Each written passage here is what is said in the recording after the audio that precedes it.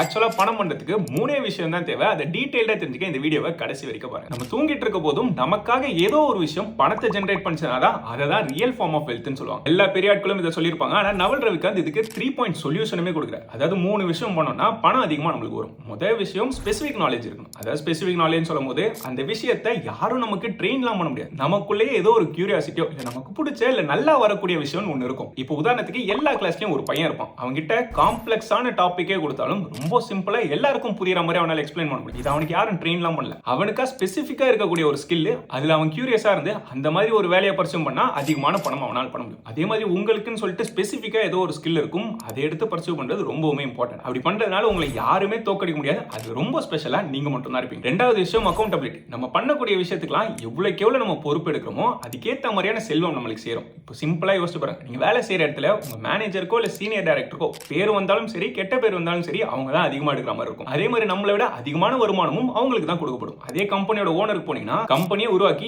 இருக்கிறதுல அதிகமான அக்கௌண்டபிலிட்டி எடுக்கிறதுனால அதிகமான லாபம் பார்க்கறவங்க அவங்க தான். ஸோ எல்லா இடத்துலையுமே எவ்வளவுக்கு எவ்வளவு அக்கௌண்டபிளா இருக்குமோ அதுக்கேற்ற மாதிரி பணம் பண்ண முடியும். மூணாவது இருக்கிறதுல ரொம்ப முக்கியமான விஷயம் லெவரேஜ். இதை புரிஞ்சுக்கிறதுக்கு முன்னாடி இந்த சீரிஸ்க்கான பேக் ஸ்டோரி சொல்லிடுறேன். அதிகமா பணம் பண்றதுக்கோ இல்ல ஸ்கேலபிளா ஒரு பிசினஸ் பண்ணணும்னா எல்லாரும் படிக்க வேண்டிய ஒரு முக்கியமான book almanack of Naval Ravikant. இந்த புக்கை ரீசெண்டா என்னோட எடிட்டருக்கும் ரெக்கமெண்ட் பண்ணியிருந்தேன். அந்த பையன் தமிழ்லயே அந்த புக்கை வாங்கி படிக்கவும் ஆரம்பிச்சிட்டான். அவன் படிக்க ஆரம்பிச்ச உடனே அவனால கண்ட்ரோலே பண்ண முடியல. இந்த புக்கை பத்தி எல்லாருக்குமே தெரிஞ்சாலும் அண்ணா நீங்க கண்டென்ட்டா போட்டுருங்க, இதுக்கு நான் ஸ்கிரிப்ட் எழுதி கொடுக்குறேன்னு சொல்லிட்டு 3 ஸ்கிரிப்ட் எழுதி கொடுக்க ஆரம்பிச்சிட்டான். நானும் இந்த புக்கை பத்தி தனியா ஒரு சீரிஸ் பண்ணணும்னு ரொம்ப நாளா யோசிச்சுட்டு இருந்தேன். அந்த பையனோட இனிஷியேட்டிவ்னால இன்னைக்கு முதல் வீடியோ பார்க்குறோம். போதுமான இன்ட்ரெஸ்ட் இருந்ததுன்னா இந்த சீரிஸை கண்டினியூ பண்ணலாம். இதை தொடரணும்னு நினைச்சீங்கன்னா லைக்கோ இல்ல கமெண்ட்ஸ்லோ கண்டிப்பா எக்ஸ்பிரஸ் பண்ணுங்க. அதை வச்சு தான் என்னால மெஷரும் பண்ண முடியும். இப்போ லெவரேஜ் வரும். லெவரேஜ் 3 ஃபார்ம்ல வரும். லேபர், கேபிட்டல், கோடுன்னு சொல்லுவாங்க. அதாவது நமக்கு கீழே ஒரு 10 பேர் வேலை செய்யறாங்கன்னா ஒருத்தர் பண்றதை விட 10 மடங்கு அதிகமான அவுட்புட் நம்மளுக்கு கிடைச்சிருக்கும். அடுத்து கேபிட்டல் சொல்லும்போது நம்ம கிட்ட ஒரு 5 கோடியோ இல்ல 10 கோடியோ இருந்ததுன்னா நம்ம எதுவுமே பண்ணலனாலும் இன்வெஸ்ட் பண்ணி விட்டா அதுவே ஆட்டோமேட்டிக்கா நம்மளுக்கு பணம் பண்ணி கொடுக்கும். மூணாவது கோட் இல்ல கண்டென்ட்னு சொல்லுவாங்க. இப்போ உதாரணத்துக்கு இந்த வாட்ஸ்அப்போ இல்ல இன்ஸ்டாகிராமோ ஃபேஸ்புக்கோ எடுத்துக்கோம். இதுக்கெல்லாம் கோடு ஒரு வாட்டி தான் அடிச்சிருப்பாங்க.